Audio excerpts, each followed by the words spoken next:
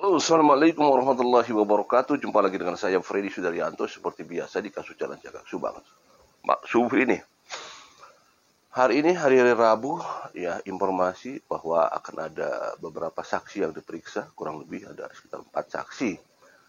Tentunya saksi ini berkaitan dengan masalah sekolah atau yayasan dan akan diperiksa di gedung Krimsus.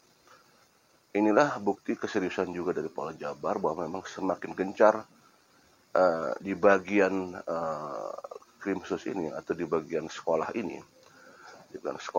terus dikejar terus oleh pihak kepolisian. Beberapa saksi terus diperiksa dan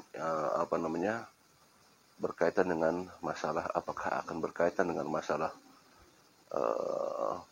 tindak pidana korupsi ataupun ada pencucian uang, ya.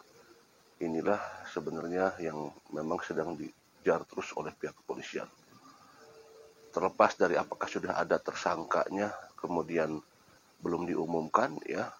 Misalkan kalau memang sudah ada, ya, kalau misalkan sudah ada, sekali lagi, ya pasti kita menunggulah siapa gerangan yang akan jadi tersangka di yayasan ini, gitu kan.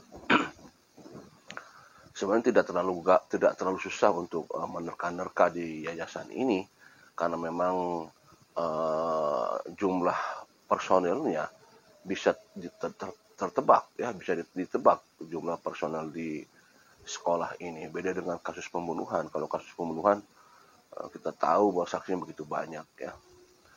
Nah, tapi yang coba saya akan bahas sekarang adalah dari orang-orang yang diperiksa di gedung Krimsus, ya, di gedung Krimsus ini juga kalau kita lihat saksi-saksi yang pernah masuk ke gedung Krimsus, tapi juga pernah masuk ke gedung Krimum, ya, ada yang juga masuk ke gedung Krimum. Artinya memang di sana akan ada dicari informasi apakah memang ada keterkaitan dengan masalah kasus pembunuhan ini. Karena ada sebagian masyarakat, sebagian pemerhati yang memang rajin memperhatikan juga mengatakan katanya motifnya adalah di yayasan. Kasus pembunuhan ini adalah motifnya dari yayasan, yaitu dengan masalah pengucuran uang. Ini baru beberapa pemerhati mengatakan demikian. Motifnya ke sana katanya.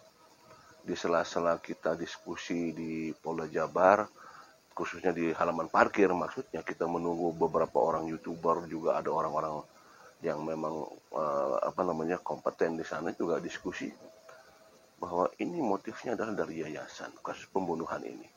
Ya itu kan namanya juga dugaan yang memang dibarengi oleh dengan kecurigaan atas dasar keilmuan yang disampaikan bahwa kasus pembunuhan ini motifnya dari yayasan. Makanya tidak ada beberapa saksi yang notabene memang dia adalah berkecimpung di yayasan, berkecimpung di sekolah, tapi pernah juga diperiksa di Krimum. Ya, tidak menutup kemungkinan bahwa ini akan dikejar apakah memang benar bahwa kasus pembunuhan ini motifnya dari yayasan, maka bagiannya adalah di bagian Krimum, ya, di kriminal umum, ya, di Krimum, di mana nanti akan dicari tahu bahwa memang apakah benar betul apakah kasus pembunuhan ini berhubungan dengan latar belakangnya adalah dari sekolah atau yayasan. Nah, ini pun pasti sedang digali oleh pihak kepolisian. Apakah sumbernya dari situ? Karena memang kita ketahui bahwa almarhumah Ibu Tuti dan Amelia adalah mereka sehari-harinya bekerja di sekolah atau yayasan tersebut yang berkecimpung di sana, ya, tidak ada kerjaan lain, tidak ada ini lain, mereka ada di sana. Maka jelas bahwa yang akan terus ditelusuri oleh pihak penyidik, maka dugaannya adalah kesehariannya daripada kedua korban tersebut, yaitu ya di sekolah tersebut atau di yayasan tersebut, di mana kita ketahui adanya aliran dana bos. Tetapi jelas, apakah hanya aliran dana bos saja? Apakah tidak ada aliran dana-dana lain di sekolah itu sebagai tempat pencucian uang. Kita tidak tahu sampai sekarang, ya. Tapi dugaan-dugaan atau reka-reka itu ada saja memang mengarah ke sana.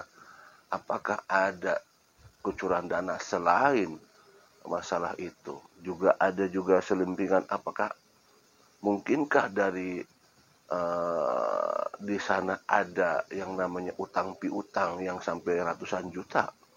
Kita juga tidak tahu, ya, karena itu adalah hanya gosip-gosip saja yang muncul karena ya itulah namanya juga, ya, yang belum bisa ditentukan tentunya, ya, apakah memang ada utang piutang di sana yang sampai ratusan juta, ya.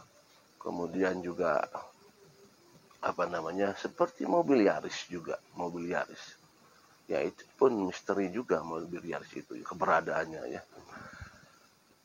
Ya apa namanya, sekali lagi bahwa apakah memang sekarang saksi-saksi terus diperiksa adalah apakah memang sudah menemukan tersangkanya, ya, apakah sudah ada tersangkanya, sudah atau mungkinkah sudah ada tapi belum dimulai karena barangkali akan dilaksanakan dulu apa namanya pengumpulan seperti itu, ya, kita juga belum tahu seperti apa, ya.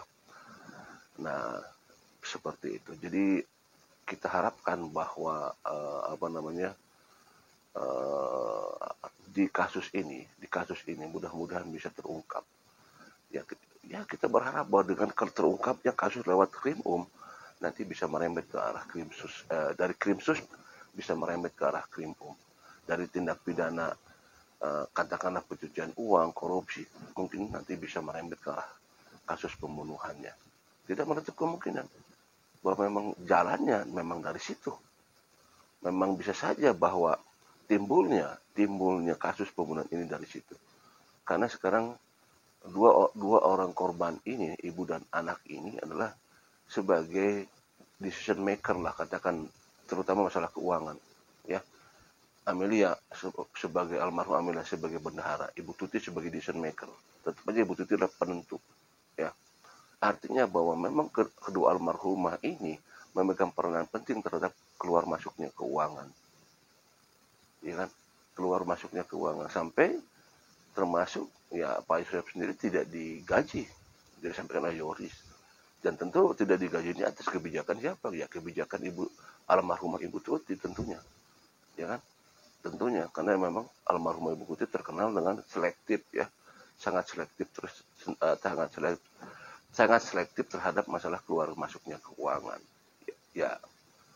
Tentu ini berhubungan dengan keuangan, ya, yang namanya keuangan itu bisa jadi sumber malapetaka, ya. Kalau ada orang-orang yang memang merasa sakit hati, merasa tidak ada keadilan dan lain sebagainya, atau adanya misalkan utang piutang, adanya balas dendam dan lain sebagainya, bisa jadi itu adalah sumber daripada malapetaka ini, ya kan? Seperti itu, ya, kita tidak tahu. Tapi dengan sekarang sekali lagi dengan beberapa saksi diperiksa di gedung Krim akan terus diperiksa dan diyakini bahwa bakalan ada tersangka di sini dan mudah-mudahan nanti akan merembet apakah memang ada hubungannya dengan kasus pembunuhan. Diharapkan ada kejujuran dari semuanya, semua pihak, semua saksi yang barangkali sampai sekarang mengetahui tapi tidak mau bicara karena ada mungkin takut dan lain sebagainya. Ayolah, buka semuanya. Assalamualaikum warahmatullahi wabarakatuh.